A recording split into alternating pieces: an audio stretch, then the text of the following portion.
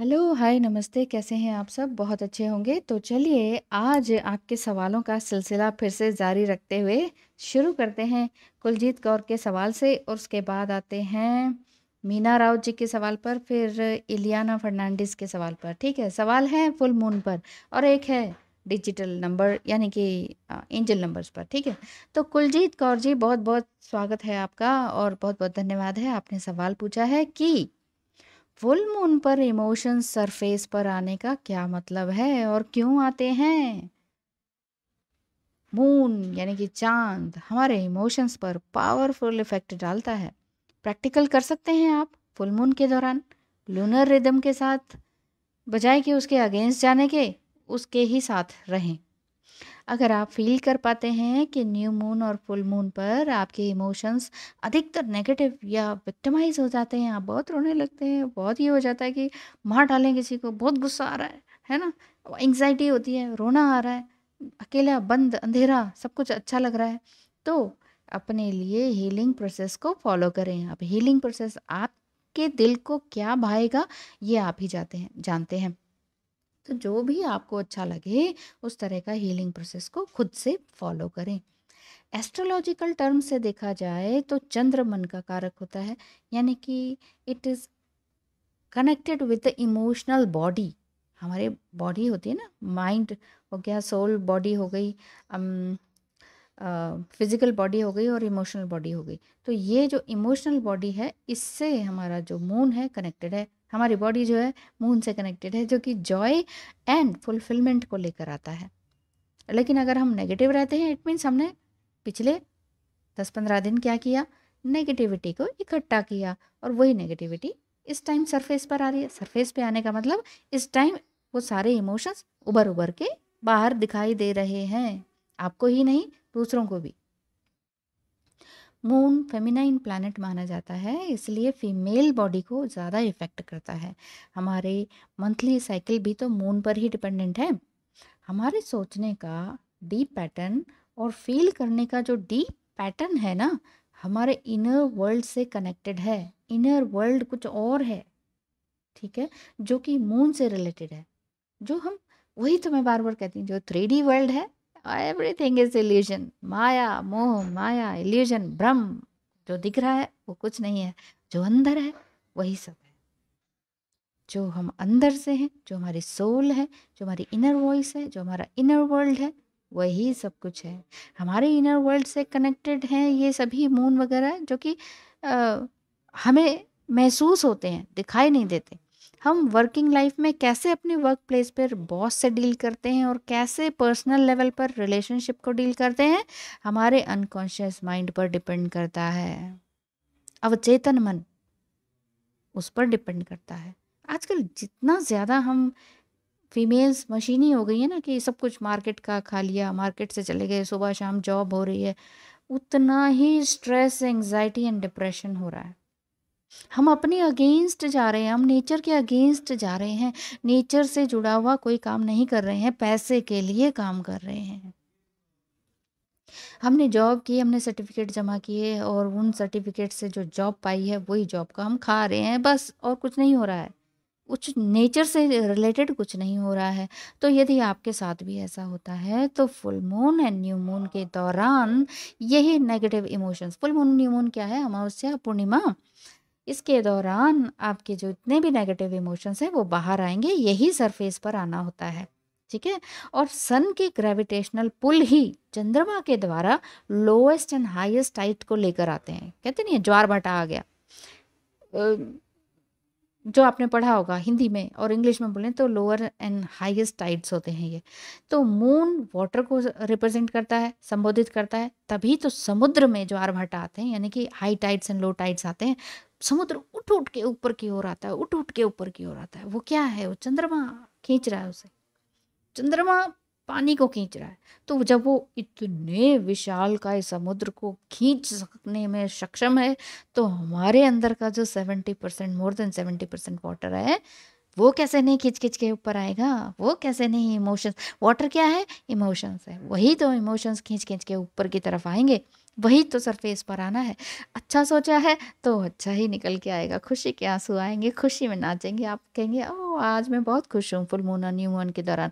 और अगर 15 दिन तक आपने सब कुछ अपने लिए गार्बेज इकट्ठा किया है मन में, ये ऐसा है, ये वो ऐसा है, मेरे कार्मिक ऐसे, मेरा नार्सिसिस्ट ऐसा है, मुझे सोलमेट भी ऐसा मिला है, वो भी कार्मिक टाइप का, एक तो डीएम भी है ना, इतना ट्रिगर कर रहा है, ये वो, इतना कुछ सोच सोच के जो आपने इकट्ठा किया 15 दिन, तो वो सारा का सारा बर्स्ट आउट होगा एंग्जाइटी में, गुस्से में, दूसरे को ब्लेम करने में, चीज़ें तोड़ने फोड़ने में, या फिर अकेले बंद कमरे में बैठ के आंसू बहाने में। तो ये है आपका नेगेटिव इफेक्ट। तो यही इमोशंस जो हैं सरफेस पर आते हैं, क्योंकि water is associated with the emotional body. तो यही मैं कह रही हूँ, physical body, mental body, emotional body, इनको समझना बहुत ज़रूरी है। पढ़ते जाएं, समझते जाएं और रिचुअल्स को फॉलो करते जाएं। वो कहते नहीं है, चलते जाओ तुम मत देखो अपने पाँव के छालों को। जिसने जितना दर्द सहा है उतना चैन भी पाया है ट्विन फ्लेम वालों। जितना दर्द आप सहेंगे उतना चैन भी मिलेगा। ईश्वर आपको पका रहा है, भट्टी में तपा रहा है। किस लिए? सोना बनाने के लिए, खूबसूरत बनाने के लिए, मजबूत बनाने के लिए। तो इस दुख से, तकलीफ से, एंग्जाइटी से परेशान ना हो और उसे ट्रांसफॉर्म करें पॉजिटिविटी में। चलिए, धन्यवाद। अब आते हैं मीना राउत के सवाल पर। मैम, मुझे 844488 958 959 949 इस टाइप के नंबर, एंजल नंबर्स बहुत दिखते हैं, क्या मीनिंग है? मीना राउत जी, बहुत बहुत धन्यवाद है सवाल करने के लिए। 844 का मतलब है कि आपका जो हार्ड वर्क है वो अपने गोल्स को पाने के लिए बिल्कुल परफेक्ट है। एंजल्स आपको इनकरेज कर रहे हैं कि keep up this great work. 448 देखने का मतलब है कि एंजल्स कह रहे हैं कि एक साइकिल का फेज, एक साइकिल या फेज खत्म होने को है और आप अपने हार्डवर्क या उसका रिजल्ट को भोगने के लिए तैयार हैं, और आपको बहुत सारा प्यार मिलने वाला है। और वो प्यार कहाँ से मिलेगा? आपके डीएम से भी हो सकता है, आपके लव्ड वन से भी हो सकता है, आपके अपने करीबी जो रूठे हुए थे वो आपकी मेहनत से वापस आने वाले हैं। 848 का क्या मतलब है? 848 फिर मेरे रंग नंबर हो जाता है। नेक्स्ट ईयर, इसका मतलब है नेक्स्ट ईयर आपको फाइनेंशियल स्टेबिलिटी मिलने वाली है। 848 ज़्यादा देखते हैं तो। 959 का मतलब है कि एंजल्स आपको कह रहे हैं be true to yourself and do what relates to you, what resonates you. जो भी आपसे संबंधित है वही सारे काम करने शुरू करें। Be authentic, be true to your self.